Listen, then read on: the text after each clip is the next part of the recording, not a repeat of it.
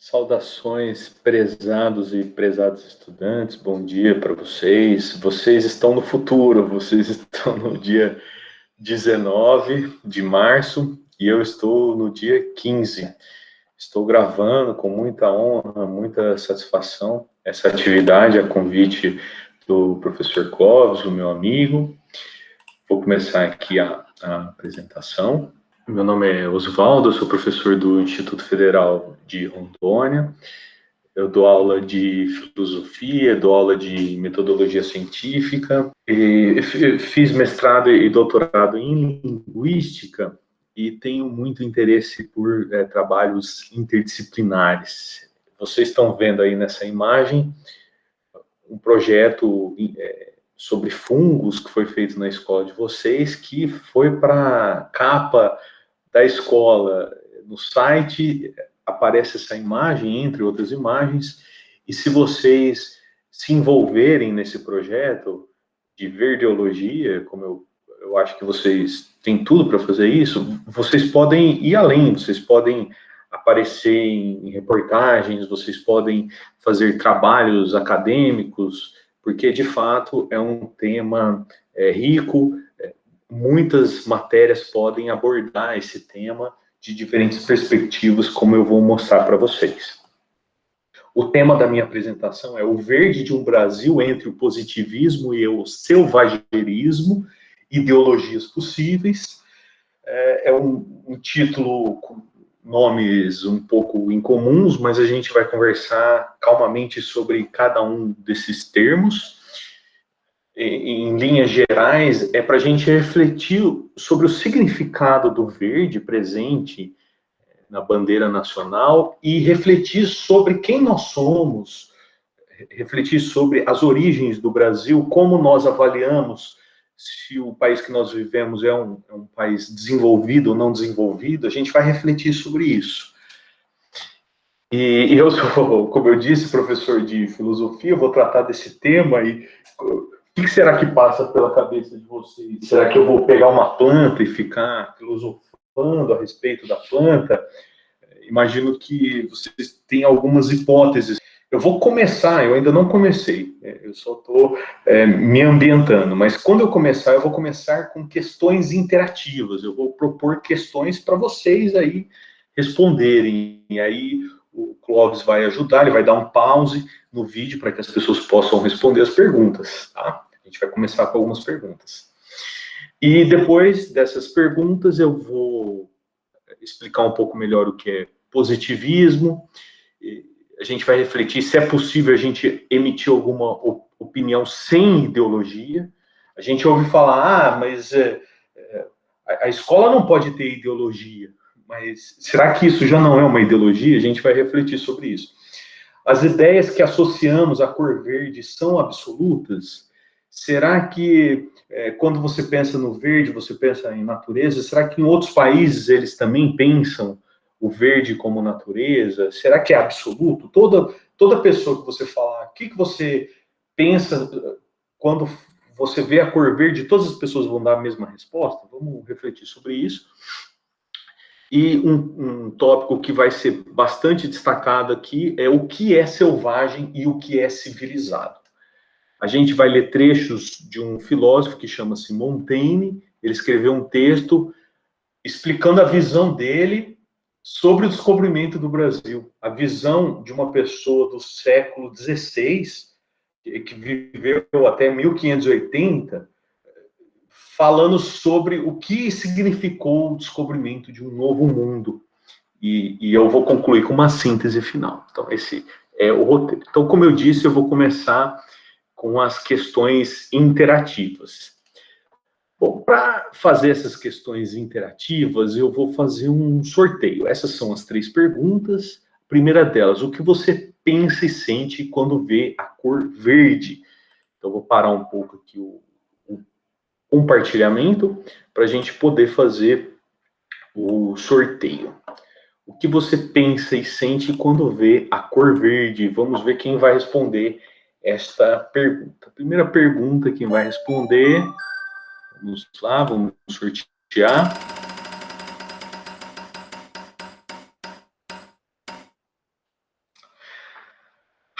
Rafael Moreira vai ser o primeiro a responder uma pergunta. Então, eu vou deixar anotado o nome dele aqui.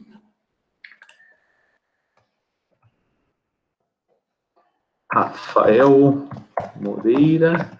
O que você pensa e sente quando vê a cor verde? Aí vamos sortear outra pessoa para a próxima pergunta. A próxima pergunta vai ser: o que você pensa e sente quando vê a cor verde da bandeira do Brasil? Vamos ver quem vai responder essa segunda questão.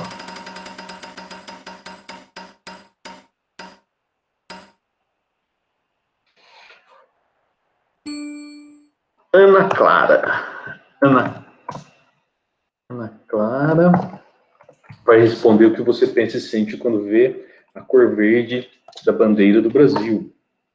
E vamos ver finalmente quem vai responder a terceira pergunta, que é: o que você pensa e sente quando vive em meio à mata verde? Vamos tirar aqui a Ana, que já foi sorteada. E o que você pensa e sente quando vive em meio à mata verde? Essa última será o Rafael. Bom, então esses foram os três primeiros sorteados. Eu vou mais uma vez mudar aqui o compartilhamento para vocês poderem ver como que ficou o resultado do sorteio.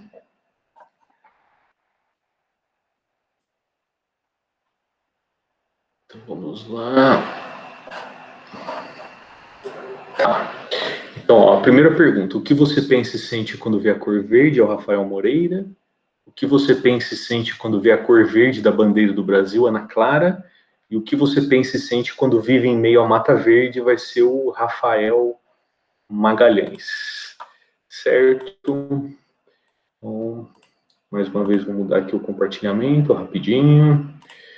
E como eu disse para o Clóvis, se eventualmente alguém faltou, aí ele passa essa questão para quem estiver presente ou ele mesmo responde. Então vamos voltar. Depois de vocês responderem essas três questões, vamos entender um pouco melhor o que nós chamamos de positivismo. Bom, para começar, por que eu estou falando de positivismo? Porque na bandeira do Brasil tem uma mensagem lá: ordem e progresso. E, coincidentemente ou não, está escrito com a letra verde também. E este é um lema do positivismo. O positivismo é uma corrente filosófica que interpreta a realidade de maneira que a realidade ela passa por uma evolução natural. Um dos seus principais teóricos, o positivismo, expressa a evolução humana que passa necessariamente por três estágios: o teológico ou religioso, o conceitual ou metafísico e o último de todos, o positivo ou científico. Na visão do Comte, o teológico ou religioso é o mais primitivo de todos. O conceitual, que é metafísico, é quando a gente começa a elaborar teorias, mas ainda não tão bem elaboradas cientificamente. A gente pode entender de uma maneira sistêmica, lógica. Isso que é o positivismo. E como que isso entra na bandeira? O que isso tem a ver? Por que será que quiseram colocar esse lema na bandeira? O que está entre aspas aqui é um pensamento do próprio Augusto Comte. Ele explica que a política positivista é a única via pela qual a espécie humana possa sair do pensamento arbitrário. O que é um pensamento arbitrário? É um pensamento que não tem lógica. Uma pessoa pensa de um jeito, a outra pensa de outro. Ao qual continuará presa enquanto dominarem ainda a política teológica e a política metafísica. Então, tá vendo? Ele acredita que é uma evolução natural você sair de um pensamento teológico, de um pensamento religioso e chegar ao pensamento científico. Isso, dentro da história do Brasil, tem a ver com a passagem da monarquia para a república. O que é o governo monárquico? É o poder absoluto de um rei que está amparado por uma questão religiosa.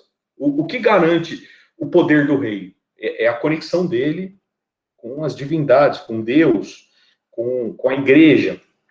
e para Augusto Conte e para os militares do Brasil, na época da República, o pensamento tinha que evoluir, sair da lógica monárquica, em que um rei domina, para uma lógica científica, que domina o conhecimento, é a verdade, é a lógica. E a partir de ser adotado no Brasil essas ideias positivistas, uma das coisas que acontece, que é o que está em negrito aqui, ó, é a configuração da bandeira republicana, que recebeu o lema kantiano, ordem e progresso. O que é um lema kantiano? É um lema de Augusto Conte. Ordem e progresso é um lema positivista. Outras coisas mudaram no Brasil. Aí eu pus aqui, grifado, a separação entre igreja e Estado. Vocês veem, para quem acredita que a monarquia é uma forma atrasada de governo, parece que o positivismo trouxe avanços. Até o tratamento entre as pessoas mudou. Em cartas oficiais, no final, tinha Deus guarde a vossa excelência. Todas as cartas oficiais tinham que aparecer isso, Deus guarde a vossa excelência. E com a inclusão dessas ideias positivistas, as cartas tinham que terminar somente com saúde e fraternidade, ou seja, tirando a associação do governo, do poder político com o poder religioso, uma separação. Isso que significa o positivismo, certo? Em linhas gerais, o pensamento positivista acredita que a concepção científica da realidade é superior, é mais elevada, e que as leis da natureza se aplicam também na sociedade. A gente não consegue classificar as plantas e os animais? Conseguimos. Conseguiremos fazer a mesma coisa no universo social. A gente pode observar a sociedade e falar, tá vendo, essa aqui é uma sociedade atrasada, essa daqui é uma sociedade evoluída, assim como fazemos com os animais. Esse aqui é um animal que não evoluiu, ele é um animal que está submetido a essas espécies aqui são superiores, dominam aquelas. As mesmas leis da natureza são aplicadas na sociedade. O que tem aí de pressuposto? O que tem de pressuposto é que o pensamento científico pode ser adotado em qualquer cultura. Não importa o país que você vive, se você aplica as leis científicas positivas, você tem resultados objetivos com isso. Então, independentemente da cultura, essas são as fases da evolução natural do pensamento humano. O que tem de questionável aí? Será que essa já não é uma ideologia? Acreditar que o pensamento científico é o superior e que outras formas de pensamento, outras culturas que usam outros princípios são atrasadas? Será que isso já não é uma ideologia? É uma reflexão que faz parte daquela contextualização que eu disse para vocês que nós estamos fazendo. Quando a gente olha a bandeira e vê ordem e progresso, se a gente refletir sobre tudo isso que eu estou falando, a gente talvez tenha uma posição um pouco mais crítica. A gente olha para a bandeira do Brasil, vê aquela parte verde que domina quase toda a bandeira, pode entender que aquilo é um sinal de que nós somos um povo primitivo e que a gente precisa colocar ordem nesse país. É a partir do positivismo que a gente pode começar a fazer algumas reflexões sobre ideologia. Porque se a gente não fizer isso, a gente vai ver lá a ordem e progresso, vai estudar o positivismo e vai pensar, bom, pois é, já sabemos o caminho que o Brasil tem que tomar, ele tem que se modernizar, ele tem que desenvolver-se cientificamente para progredir, para evoluir. Entendi. Ok, entendi. Mas aí nós estamos aqui num contexto de reflexões. A gente vai ver se faz sentido isso mesmo ou não. Aí eu coloco aqui, né? Se nós aceitarmos o positivismo e a ideia de progresso associado à ciência, poderíamos supor que o verde do Brasil, isto é, o modo de vida primitivo, oriundo das matas, precisa ser negado para ser possível uma evolução, como observamos nos países de primeiro mundo. Nós sabemos que o o Brasil tem muitas riquezas naturais. Isso para a gente é motivo de orgulho ou motivo de, nossa, estamos num país atrasado? Se a gente pensar que nós estamos num país atrasado, por ter mais esse vínculo com a natureza, com as matas, a gente tem um pensamento supostamente positivista, certo? Foi isso que eu quis mostrar aqui para vocês. E esse pensamento positivista esteve em voga por muito tempo. Ainda hoje há pessoas que acreditam que existe um desenvolvimento natural do pensamento humano e que os povos atrasados eles precisam evoluir ou eles vão ser dominados. Essa é uma foto de 1960, que na Austrália os povos primitivos ainda eram tratados como coisas, como animais. Implicitamente tem uma ideia positivista aí. O povo que evoluiu vai dominar aquele que é atrasado, entre aspas, certo? Se vocês procurarem o significado do verde, aqui eu coloquei um site que estava em inglês para encorajar vocês a também fazer pesquisas em outras línguas, porque nós temos vários recursos de tradução, tá? Então, aqui, nesse site, diz que, bom, o simbolismo e o significado do verde. Symbolism and meaning of green. Então, o verde significa equilíbrio, natureza, primavera e renascimento. É o símbolo de prosperidade, aquilo que é fresco, aquilo que é jovial e progresso.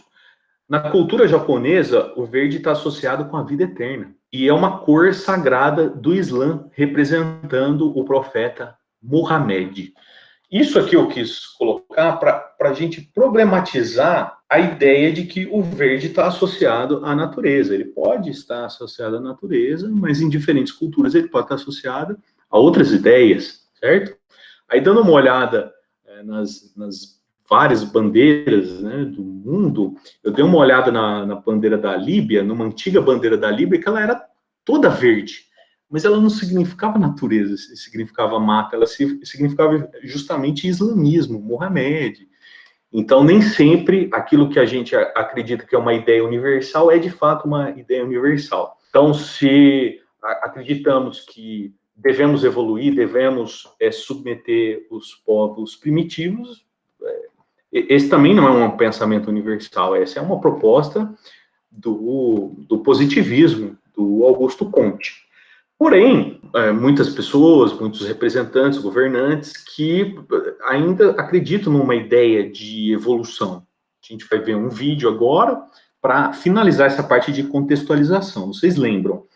Nós vamos ter questões interativas, ainda teremos outros, aí eu estava falando da parte de contextualização, o que é positivismo, se é possível emitir opiniões sem ideologia. Se vocês perguntarem para mim, a minha resposta é não. Sempre que a gente emite uma opinião, tem ali alguma ideologia, mesmo o positivismo que acredita que existe uma evolução, na minha opinião, é um tipo de ideologia. As ideias que associamos à cor verde são absolutas? Não. Cada lugar, cada cultura entende o verde de uma maneira. O que é ser selvagem e o que é ser civilizado. Agora a gente vai entrar nesse tema, a gente vai assistir um vídeo aqui de um deputado de Roraima, que fez uma coisa que vocês vão ver, e depois a gente vai ler o texto do Montaigne, que chama-se Dos Canibais. Então vamos apresentar o vídeo. É um vídeo curto, e eu vou comentar algumas coisas enquanto nós estivermos assistindo. Bom, eu lembro dessa reportagem, é um deputado de Roraima, que ele está tirando ali a corrente, se vocês olharem no fundo, ali está escrito assim, ó, terra indígena, aí tem o nome dessa terra indígena, então ele foi lá e tirou. Ele tentou primeiro cortar, não conseguiu, e depois ele cortou a corrente. E no final, ele disse que o estado de Roraima não vai estar mais submetido às ONGs. E as ONGs... Aqui nunca mais vai humilhar o estado de Roraima, nunca mais. Essa corrente nunca mais vai deixar o meu estado isolado. Presidente Bolsonaro, é por Roraima. Tá. Aqui eu tenho que ser muito justo com esse deputado e com pessoas que pensam coisas parecidas. Ele não está dizendo que os povos indígenas são atrasados, não é isso, mas ele foi lá e usando a força, digamos, ele quis que o Estado dele estivesse aberto e estivesse sem a influência das ONGs. Aí o que ele quis dizer com isso? Será que ele quis dizer alguma ideia positivista? Exatamente uma ideia positivista, de que existe uma evolução natural e que os povos primitivos, por exemplo, os povos indígenas, são atrasados, certo? E agora a gente vai ver uma posição diferente deste filósofo, que chama-se Michel de Montaigne, é um filósofo francês. Ele escreveu um livro que chama-se Os Ensaios, e dentro desse livro, Os Ensaios, tem um ensaio que chama-se Dos Canibais, e é datado aproximadamente de 1580. Então a gente vai ler trechos deste ensaio que mostra a visão de um europeu diferente, como vocês vão ver, a visão de um europeu com o descobrimento do Brasil. Ele ouviu relatos de como era a Terra aqui e ficou emitindo algumas opiniões. Uma das opiniões que ele emite logo no começo é que aquilo que nós chamamos de selvagem vai depender daquilo que a gente conhece. Porque o texto vai mostrar que ele admirou bastante o povo que foi conhecido aqui. A gente poderia imaginar que ele ia criticar, que ele ia chamar esse povo de atrasado, mas não, ele fez o contrário.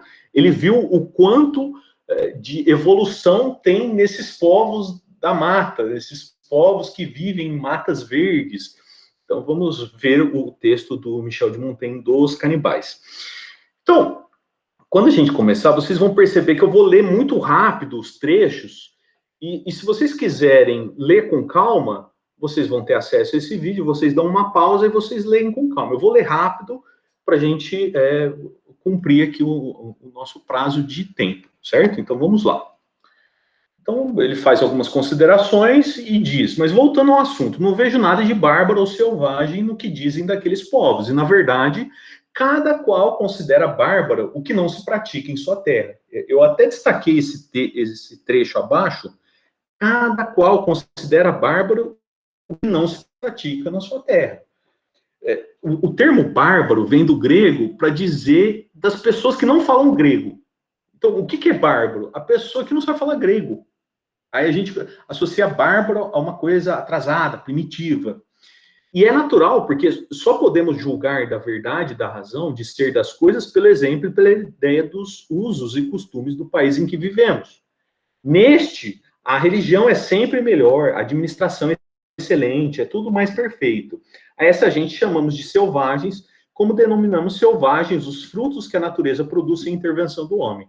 No entanto, aos outros, aqueles que alteram por processo de cultura e cujo desenvolvimento natural modificamos, é que deveríamos aplicar o epíteto. O que ele tá dizendo?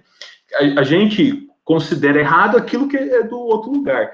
No caso do Brasil, é um pouco diferente. Os brasileiros costumam, muitos brasileiros, não digo vocês aí, mas muitos brasileiros costumam falar mal do próprio país e admirar os países evoluídos do exterior, os países de primeiro mundo. Ah, o Brasil é atrasado. Mas aqui ele está falando de uma tendência das pessoas que elogiam o próprio país, elogiam a própria cultura. E aí ele está criticando você chamar de selvagem alguma coisa que é natural. Se aquela coisa é natural, você vai chamar aquilo de selvagem? Ele acha que a gente tem que chamar de selvagem aquilo que foi modificado, não aquilo que é natural. E ele dá um exemplo que eu não pus nesse texto aqui, uma coisa filosoficamente profunda. Ele fala assim, a gente acha que o que é natural é imperfeito, é primitivo. Nenhum homem consegue imitar a teia de uma aranha. Olha só, a teia de uma aranha é uma coisa trivial, uma coisa simples, mas a gente não consegue fazer, e é natural. Ou seja, aquilo que é natural pode pode ter elementos muito interessantes, dignos de serem elogiados, certo? Aí ele continua falando o que foi esse lugar que foi descoberto. E antes de eu ler esse trecho aqui para vocês, eu devo dizer que na filosofia ficou muito famoso um filósofo, Platão, que idealizou um lugar perfeito, ele chamou de república. E aí, por isso que o Montaigne aqui vai usar o exemplo do Platão, do nome Platão, porque ele ficou imaginando o que o Platão, que idealizou um lugar perfeito, ia achar desse lugar que foi descoberto aqui. Né? Aí ele diz assim, é um país, diria eu a Platão, onde não há comércio de qualquer natureza, nem literatura, nem matemáticas, onde não se conhece sequer o nome de um magistrado, onde não existe hierarquia política, nem domesticidade, nem ricos e pobres, contratos, sucessão, partilhas, aí são desconhecidos. Em matéria de trabalho, só sabem da ociosidade. O respeito aos parentes é o mesmo que dedicam a todos. O vestuário, a agricultura, o trabalho dos metais, aí se ignoram. Não usam vinho nem trigo. As próprias palavras que exprimem a mentira, a traição, a dissimulação, a avareza, a inveja, a calúnia, o perdão, só excepcionalmente se ouvem. Olha, será que esse povo é um povo atrasado? As palavras traição, dissimulação, avareza, inveja, calúnia, raramente são ouvidas. Ou seja, eles têm um tipo de evolução diferente de nós. Eles não conhecem o metal, eles não usam o vinho, mas eles têm outras qualidades. Eles não têm, por exemplo, o comércio, não têm dinheiro. E a gente poderia associar isso como uma coisa atrasada, mas isso está muito próximo do que a gente poderia entender de paraíso. A gente se desprender dos bens materiais. E a outra parte eu acho muito forte, para quem já estudou um pouco de filosofia, ele diz assim, quanto a república que imaginava lhe pareceria longe de tamanha perfeição. O Platão idealizou uma república perfeita, mas só que este lugar real que encontraram, que é o Brasil, parece melhor ainda do que foi idealizado na República de Platão. Muito interessante. E aqui falando sobre os hábitos deles, os alimentos, eu imagino que vocês tenham alguma curiosidade de saber como foi relatado isso. Cada qual tem o seu espaço para dormir, dormindo as mulheres separadas dos maridos. Olha que interessante, mulheres separadas dos maridos para dormir. Levantam-se com o sol e logo merendam, não fazendo outra refeição durante o resto do dia. É um povo atrasado, o povo que come só uma vez por dia? Esse é um povo muito bem educado. A gente come o dia inteiro, levanta... Então, não bebem ao se alimentarem, agindo nesse ponto segundo suidas, como outros povos. Fora das refeições, bebem quanto e quando querem. Sua bebida extrai-se de certa raiz, tem a cor dos nossos claretes e só a tomam morna. Conserva-se apenas 2 ou 3 dias, com gosto algo picante, sem espuma. É digestiva e laxativa para os que não estão acostumados e muito agradável para quem se habitua a ela. Em lugar de pão, come uma substância branca parecida com um coentro cozido. Experimentei, é doce e algo insosso. Será que ele está falando aí da mandioca? Acredito que sim. Passam o dia a dançar. Os jovens vão à caça de animais grandes contra os quais empregam o arco unicamente. Enquanto isso, parte das mulheres diverte-se com preparar a bebida, o que constitui sua principal ocupação. A vida deles está muito próximo do que seria o paraíso. Eles não têm muitas responsabilidades, muitas ocupações. Eles vivem das relações deles. Os homens saem para caçar, as mulheres ficam preparando essa tal bebida. Agora, como que é a guerra? Por que eles fazem guerra, se eles não têm apegos materiais? Fazem a guerra de um modo nobre e generoso, e ela é neles desculpável e bela na medida em que pode ser desculpável e bela essa doença da humanidade, pois não tem entre eles outra causa senão a inveja da virtude. Eles não fazem guerra para conquistar terras, eles não fazem guerra para roubar os bens materiais, eles fazem por inveja da virtude. Não entram em conflito a fim de conquistar novos territórios, porquanto gozam ainda de uma uberdade natural, de abundância natural, que sem trabalhos nem fadigas lhe fornece tudo o que necessitam. Se eles têm tudo o que eles precisam, para que eles vão querer mais? Eles só brigam pela virtude. Se os povos vizinhos descem das montanhas para os atacar e são vitoriosos, o benefício de sua vitória consiste unicamente na glória que auferem dela e na vantagem de se terem mostrado superiores em valentia e coragem, pois não saberiam o que fazer dos bens dos vencidos. Voltam para suas terras, onde nada lhes falta e onde podem gozar a felicidade de saber contentar-se com sua condição. Então, a causa da guerra é a valentia e a coragem. Aqui, a gente vai ter algum momento... a gente tinha algumas outras questões, e uma delas quais as qualidades que nós vemos nos povos indígenas. Aqui ele vê muitas qualidades nos povos indígenas. Ele vê que esse modo de vida deles tem muita virtude. Muitas virtudes. A gente poderia associar os povos primitivos, os indígenas, a uma preguiça, mas ele sabe valorizar aí a virtude deles, da coragem, da valentia. Aí ele vai citando várias ideias que ele tem refletindo sobre o comportamento desses índios. A vitória verdadeira é a que constrange o inimigo a confessar-se vencido. Eu pergunto para vocês acham que os povos indígenas se renderam? Eles existem até hoje, eles não se renderam. E isso é um exemplo para nós, porque está na nossa terra, está na nossa ancestralidade. Os povos indígenas ainda não se renderam. Isso é um exemplo de virtude. Eles não se entregaram, eles não mudaram o modo de vida deles. Tem exceções para isso? Tem exceções. Mas tem povos que ainda vivem da mesma maneira que viviam há 500 anos atrás. Ou seja, isso que é exemplo de virtude, de coragem, de não submeter aos outros as ideias que você não concorda. O valor de um homem, a estima que nos inspira, medem-se pelo seu caráter e força de vontade.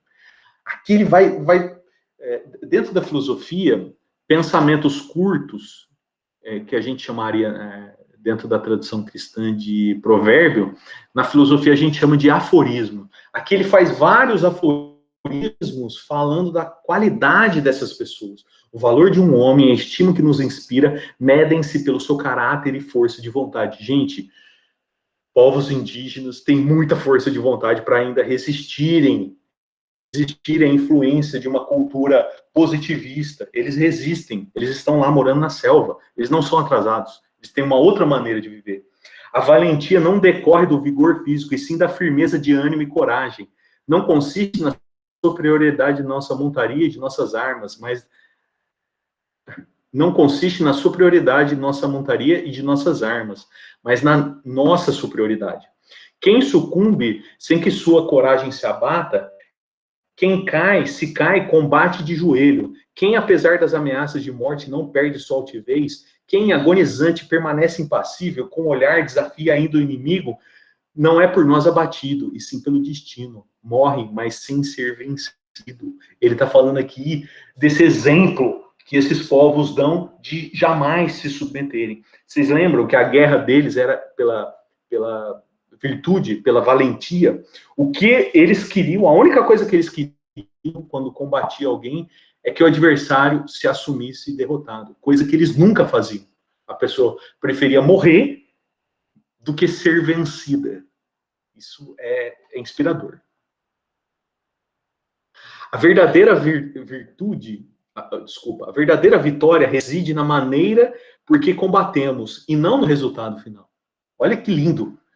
De que adianta você ganhar usando de covardia, usando de desonestidade? A verdadeira vitória reside na maneira por que combatemos e não no resultado final. E não consiste a honra em vencer, mas em combater. É muito bonito.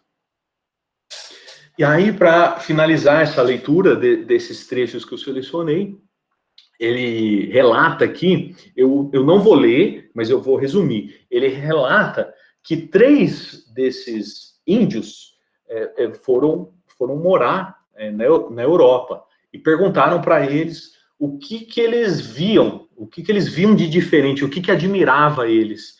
E aí o Montaigne fala que esses índios disseram 3 coisas, mas ele só lembra de 2. Uma delas é que eles não entendem por que o poder fica com uma pessoa fraca. Tem todo um exército ali de pessoas fortes, bem armadas, e deixam a pessoa no poder uma pessoa fraca. Por que um daqueles combatentes não vai lá ser o chefe? Isso é uma coisa que chama a atenção desses povos. Outra coisa que chama a atenção deles é o fato de existir desigualdade. Se a gente for analisar, a riqueza de algumas pessoas existe porque outras pessoas estão sendo exploradas, né? Vocês podem concordar com isso ou não, mas esses índios viam que algumas pessoas não tinham nada e outras pessoas tinham tudo. E eles não entendiam por que essas pessoas que não tinham nada aceitavam isso. Muitas vezes até trabalhavam para essas pessoas poderosas e de dinheiro, e eles não entendiam como a exploração é aceita por nós. Então, mais uma vez, esses povos dão aqui um exemplo para nós de como termos caráter, de como pensarmos com lógica, e a diferença entre civilizado e selvagem. Bom, então, eu apresentei para vocês questões interativas, fiz a contextualização, eu li trechos da obra do Montaigne e chegou a hora da síntese final. Bom, este tema proposto pelo professor Clóvis, verdeologia, me colocou assim um desafio. Como que a filosofia, o que eu conheço de filosofia? Porque a filosofia é muito ampla. Se vocês conversarem com professores de filosofia, pode ser que eles tenham outras ideias. Mas o que a filosofia teria para contribuir nesse debate sobre a verdeologia, sobre o verde? E aí, a primeira coisa que eu pensei foi na bandeira do Brasil. A bandeira do Brasil é verde, a gente sabe a causa da cor verde da bandeira do Brasil, que representa as matas. Mas aí eu fiquei pensando, o que nós pensamos da mata? Nós pensamos na mata como algo positivo, algo que nós temos orgulho, ou algo que a gente tem um pouco de vergonha? O que eu sinto no dia a dia é que nós brasileiros somos influenciados pelo positivismo, que nós acreditamos numa ideia de evolução, acreditamos que alguns outros países são mais desenvolvidos do que nós. E aí, refletindo sobre isso, eu lembrei desse texto do Montaigne, dos canibais, porque, pela visão do Montaigne, os povos da mata são evoluídos de uma maneira diferente. E aí eu achei uma reflexão interessante para a gente fazer. E este conteúdo aqui, ele é exposto para estimular debate. Então, ao final aqui da apresentação, espero que vocês tenham algumas coisas para conversar entre vocês, para colocar questões para, eventualmente, no futuro eu responder. Mas foi uma honra ser convidado para participar desse projeto. Aqui tem uma foto minha e do professor Clóvis, no observatório lá do Parque Mãe Bonifácia, que inclusive está interditado. Aí depois vocês perguntam para o Clóvis como que ele subiu lá, tá bom? E muito obrigado por estar participando desse projeto e espero que a gente possa fazer alguma coisa juntos. Vocês aí de Cuiabá, que é uma terra que eu já morei aí por um ano, que foi quando um ano e meio foi quando eu conheci o professor Clóvis, e agora estou na cidade de Ji-Paraná, em Rondônia. Tomara que a gente possa fazer algum projeto juntos. Então, muito obrigado. E, antes, desculpa, esqueci de mostrar um detalhe importante, que é as referências. Quando a gente apresenta um trabalho, algum conteúdo, a gente tem que mostrar de onde nós tiramos. E aqui são as referências de tudo que eu falei para vocês, o texto do Montaigne, esse texto aqui é interessante, Positivismo e a Bandeira Brasileira, que explica por que o positivismo passou a fazer parte da bandeira, alguma coisa para vocês entenderem mais sobre o positivismo, tá nesse texto aqui, Epistemologias da Pesquisa Científica, Aí o site que eu usei para a gente entender o que a cor verde proporciona na gente, e aquela foto dos aborígenes presos, né, na Austrália, que foi tirada desse site que está na última linha. Bom, agora sim, posso concluir. Muito obrigado pela participação de vocês e espero que a gente possa se ver em breve.